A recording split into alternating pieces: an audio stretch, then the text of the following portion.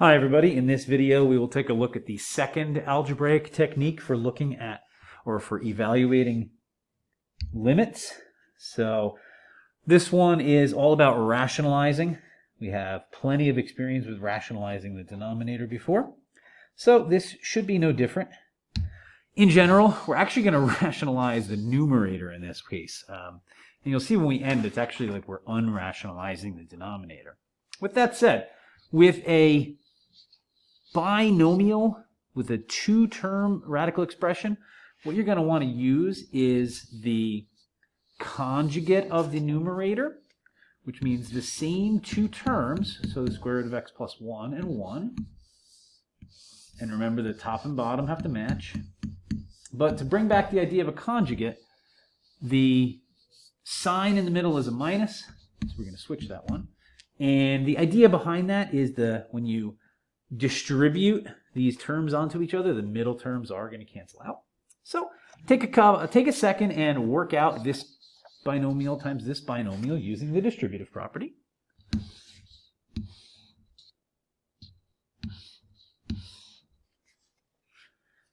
So the square root of x plus 1 times the square root of x plus 1 is simply x plus 1.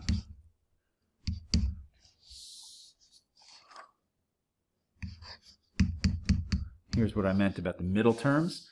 The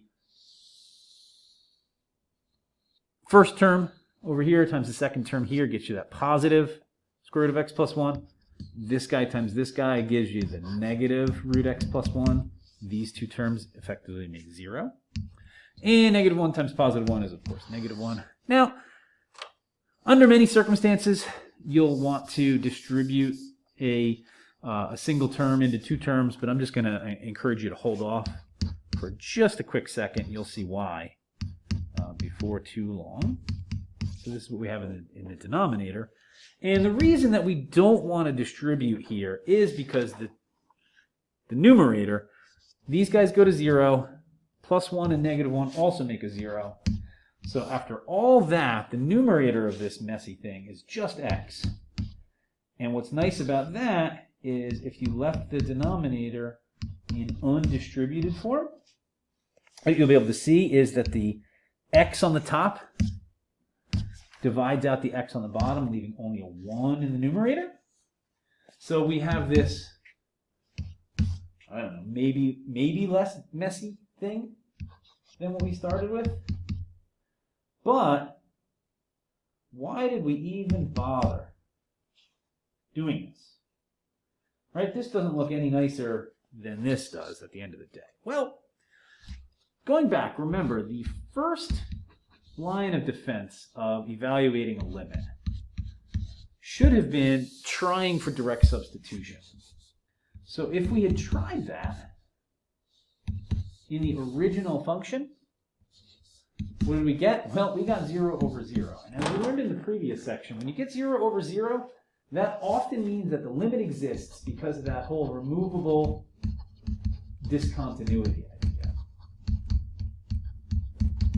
So now that we hopefully remember that, can we evaluate the limit here? Well, let's try it. The limit as x approaches 0 of the kind of new version, the reduced, the unrationalized form of this thing. Now let's try plugging in a 0. What happens? Well, 0 plus 1 is simply 1. And we just get 1/2. Why does that happen? How is this red function here related to the original black one? As always, let's take a look at the graph. The original function here in red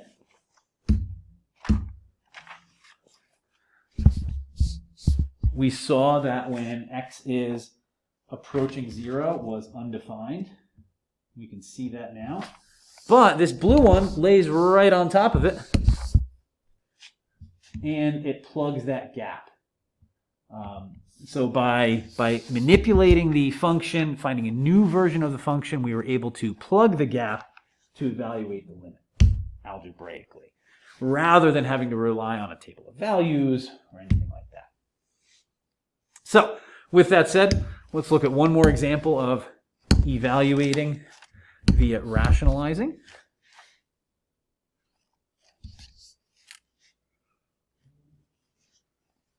Oh, of course, I had a little computer malfunction there, but it's not the end of the world.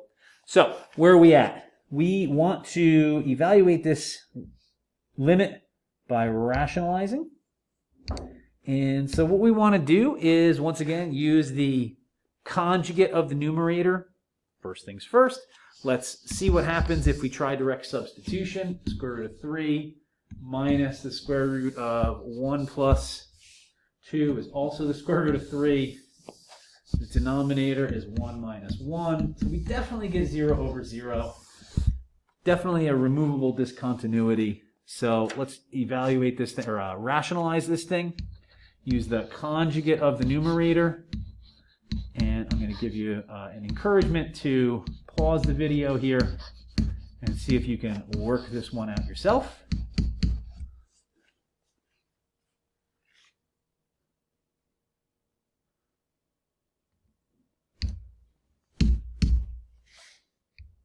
Yeah, I realized that I wrote the wrong number here, so thank you for anybody who almost approached me in the comments. So, with that said, after we distribute the top, distribute the bottom, manipulate the heck out of this thing algebraically, gets a little nasty, but just keep track piece by piece, by piece, by piece. Bottom, again, I took the lazy way out. I didn't necessarily write every little single tiny detail. As long as you can keep track, you should do the same. So, also requires a little bit of rewriting negative x plus 1. The negative x, of course, coming from when you multiply second term here times the second term here. Remember that you do have to distribute this negative onto both of these terms. So it is negative x plus 1. Negative x plus 1 does divide out 1 minus x. These are the same term, so just be careful about that. So once we have this thing all simplified, now we can do direct substitution and evaluate the limit as the square root of 3 over 6.